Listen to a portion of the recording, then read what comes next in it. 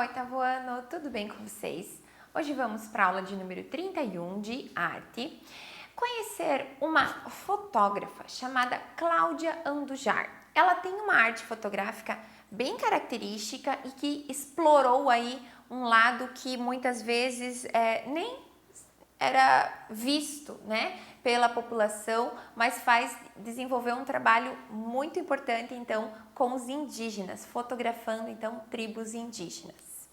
Como objetivos, nós temos analisar os elementos constitutivos das artes visuais na apreciação, então, de diferentes produções artísticas, experimentar e analisar diferentes formas de expressão artística. Então, a Cláudia Andujar, nascida em 1931, ela é uma fotógrafa e ativista suíça, mas naturalizada, então, brasileira. Além da eu poderia dizer que foi a fotografia que despertou nela esse lado ativista, esse lado de defender os direitos, então, dos povos indígenas, tá? Desde a década de 70, ela vem se dedicando, então, à defesa dos índios Yanomami. Foi nessa tribo, com o contato com esses indígenas, que ela acaba percebendo o quanto eles precisavam de ajuda, tanto para defender território, para ter direito, acesso a, enfim, desde questões de saúde. Então, ela acaba, depois de um certo período, quase abandonando a fotografia para lutar por essas causas, então, principalmente da tribo Yanomami. Na década de 70, então, a Cláudia ela recebe uma bolsa, tá, de estudos da Fundação Guggenheim, desculpem a pronúncia, mas é uma instituição então norte-americana, e depois ela recebe outra então também da FAPESP, e para estudar então os índios Yanomami.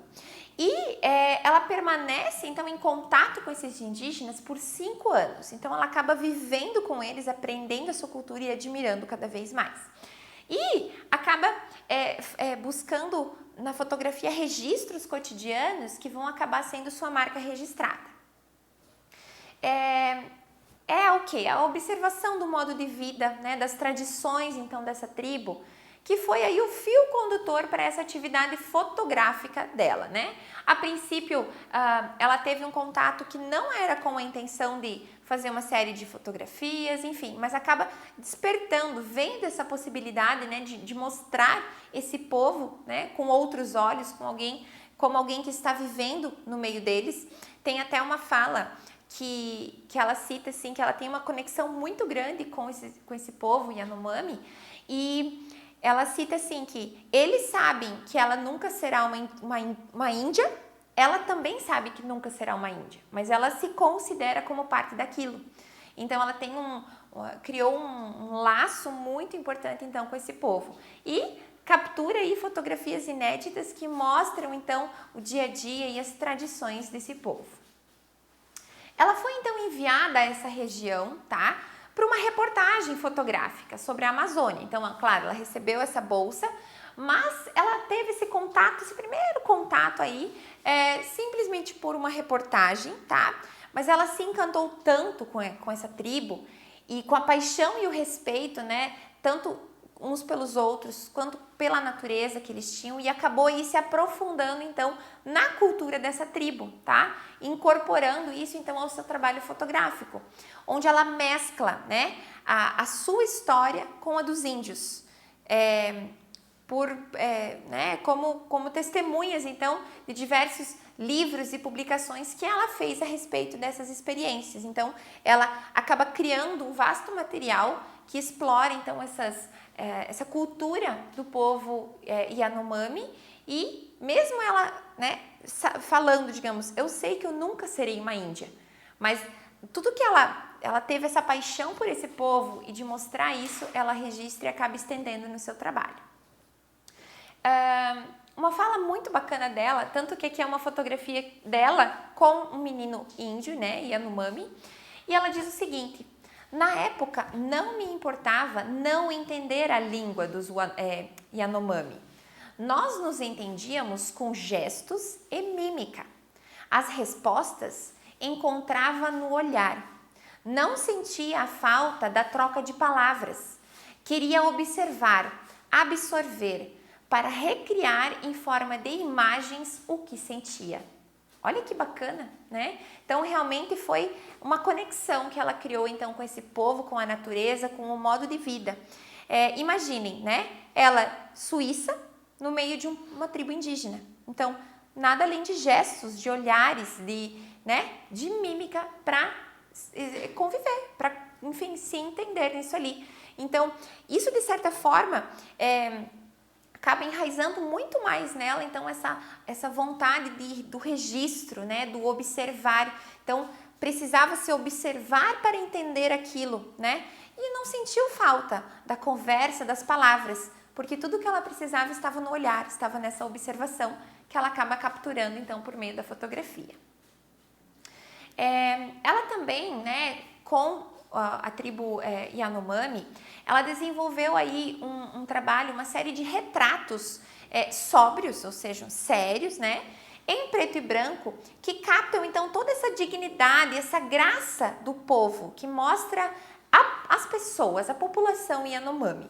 Então, esses retratos aqui são alguns exemplos, tem um contraste muito grande com claros e escuros, né, muitas partes numa sombra bem escura, mas que quer mostrar esses traços tão particulares da tribo. Então, ela cria aí uma série de diversos retratos de povos aí, de pessoas aí da tribo. Ela se concentra, então, muito no rosto, né, nos fragmentos do rosto, nessa outra, enquanto então eles estão no ritual deles de perfuração, de pintura corporal, enfim, ela capta esses detalhes, né, e usa então esse jogo de luzes, esse claro e escuro, para tornar ainda mais dramático, né, para chamar atenção assim para sensibilizar o espectador, né, e de certa forma ela consegue até destacar, mostrar esse lado subjetivo da pessoa, esse lado psicológico, o estado de espírito das pessoas. Então, ela mexe, a gente percebe no olhar das pessoas, nesse contraste do claro e do escuro, então, aquilo que está se passando. Depois aí de longas temporadas que ela viveu em meio aos índios, em meio à tribo, esse envolvimento, né, não ficou só no campo artístico, não ficou só no registro fotográfico. Ela se envolveu realmente pelos direitos das tribos, pelo direito à saúde, de terras, enfim, para lutar então por reconhecimento dessas pessoas, né? E acabou aí ajudando a promover então e retratar esses indivíduos para que eles tivessem acesso às coisas, né? Acesso à saúde, a serviços essenciais, a coisas básicas. Então, ela acaba tendo essa intenção, não mais pela arte da fotografia, mas sim pelo direito daquele povo. Então, ela assume aquilo como um dever para ela, né? Como uma maneira aí de melhorar a vida desse povo. No começo ali dos anos 80, ela fez uma série de retratos também em preto e branco, tá? Da tribo dos Yanomami. Era uma série de retratos com um fim de saúde, enfim. Era o quê? Identificar as pessoas, tá? Para fazer parte de uma campanha de vacinação. Então, os índios usaram então etiquetas numeradas para identificar eles, tá? Nos registros médicos.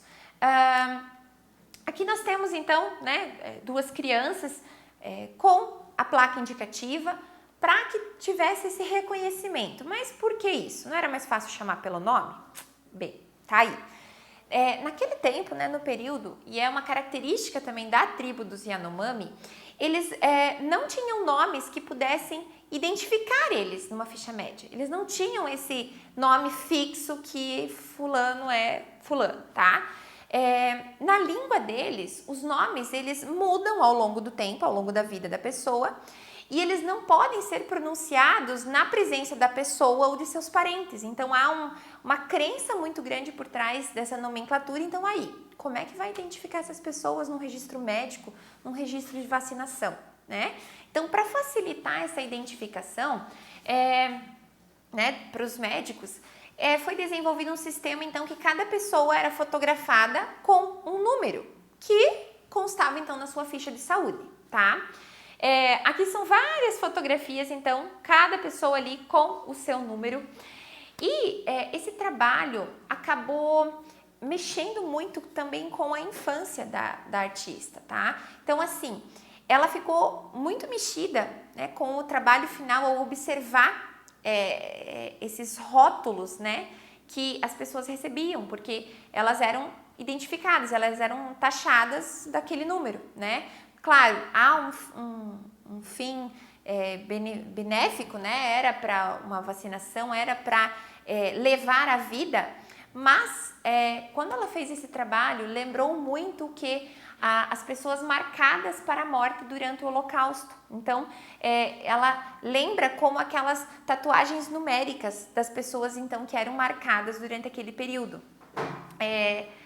E sobre esse impacto, então, dessas marcações na vida dela, ela comenta o seguinte: porque ela acaba vivenciando com a família isso, tá? Essas marcações nesse relato, então, dela, que eu vou fazer a leitura para vocês, cita muito isso, e para vocês terem essa noção de como um trabalho aqui visando a saúde, visando a longevidade, acabou se assemelhando então com um momento de guerra, de mortes, que as pessoas eram identificadas, então, não para a vida, mas sim para a morte, tá? Então, nesse relato ela diz o seguinte: aos 13 anos, tive o primeiro encontro com os marcados para morrer.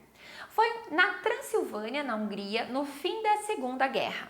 Meu pai, meus parentes paternos, meus amigos de escola, todos com a estrela de Davi visível amarela costurada na roupa, na altura do peito, para identificá-los como marcados, para agredi-los, incomodá-los e posteriormente deportá-los aos campos de extermínio.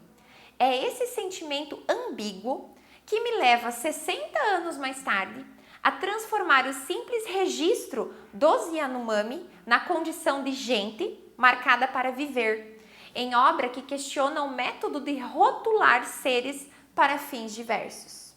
Então, são marcações, as duas maneiras, né, são marcações, mas aqui ela marcou para viver, né, para manter garantir a saúde e a longevidade. Então, para ver que houve essa ambiguidade, esse contraste, então, e com certeza mexeu aí com essas memórias da artista, e foi um trabalho que, sem dúvida, auxiliou imensamente o trabalho, o acesso, né, médico desse povo indígena.